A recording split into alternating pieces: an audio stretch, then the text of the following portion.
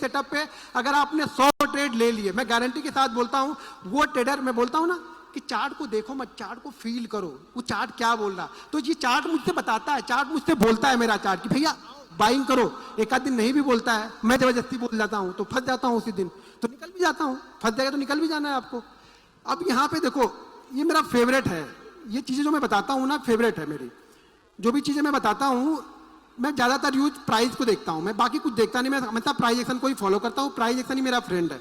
मैं प्राइस को देख के चलता हूँ। यार मुझे माउस रखने का कुछ मिल जाता तो मजा आता। माउस मुझे ये चलता नहीं है ज्यादा। एक चीज समझ लो, पहले समझ लो, लिख लो पहले। देखो क्या होगा ना, हम लास्ट के 2 बजे के बाद देख रहे हैं, चीजों को 2 बजे के बाद देखना है, ठीक है। हमें ये ढूंढना है कि लास्ट के 2 बजे के बाद, लास्ट के 2 बजे के बाद मार्केट 100 पॉइंट गिरना चाहिए मिनिमम।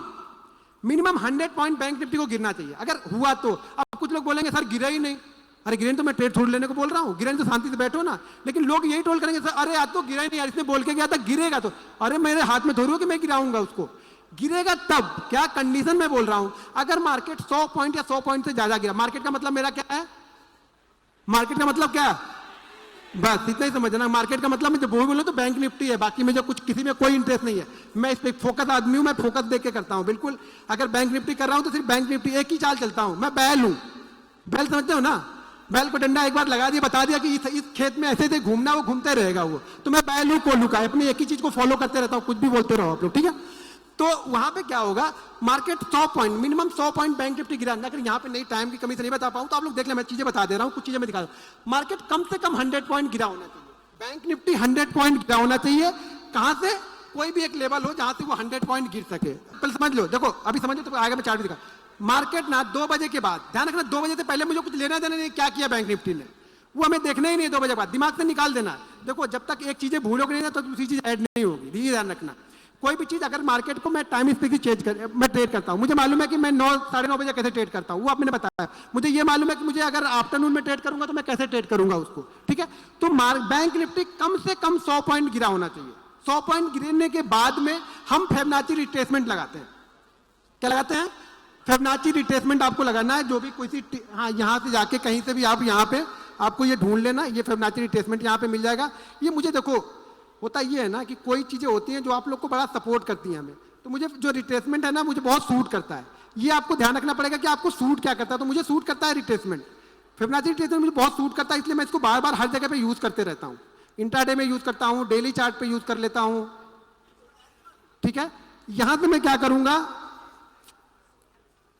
ये मैंने इसको,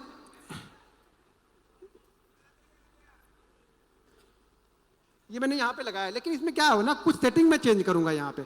अब सेटिंग चेंज करूंगा यहाँ पे, वो सेटिंग खाली आप देख लो यहाँ पे। पहले मैं ये सारी चीजें निकाल देता हूँ जो बाई डिफॉल्ट लगी होती है, मुझे उससे कुछ लेना देना नहीं है।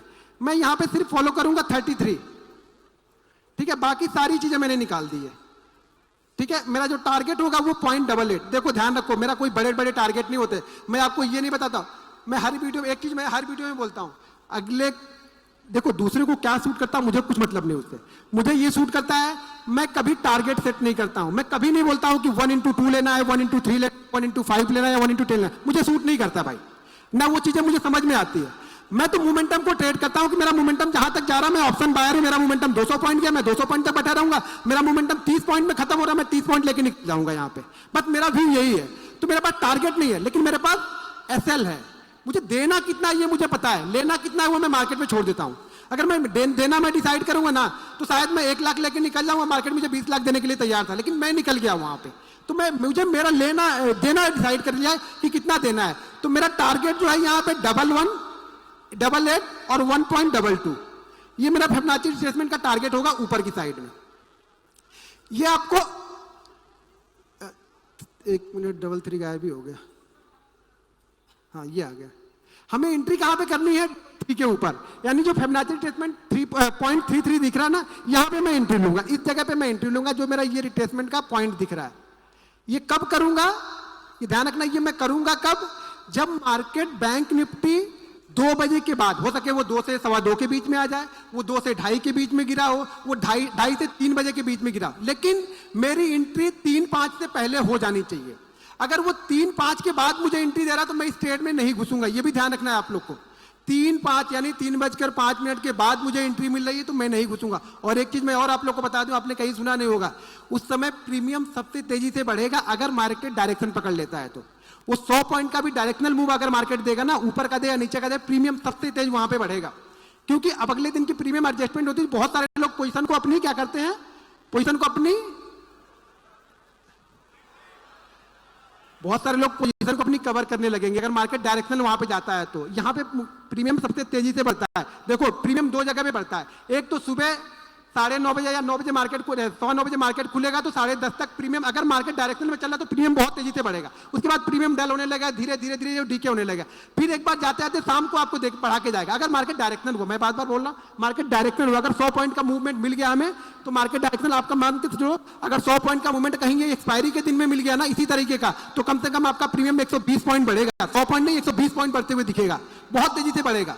लेकिन अगर उल्टी दिशा में गया तो कहां तक निकल जाना है, ये हमारा एसएल है, 0.00 जो है ये मेरा एसएल है।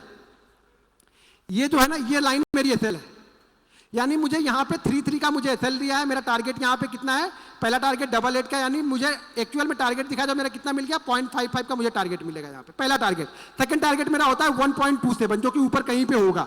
अब मार्केट क्लोज भी होना है तो आपको ये डिसाइड भी करना है कि मुझे निकलना है।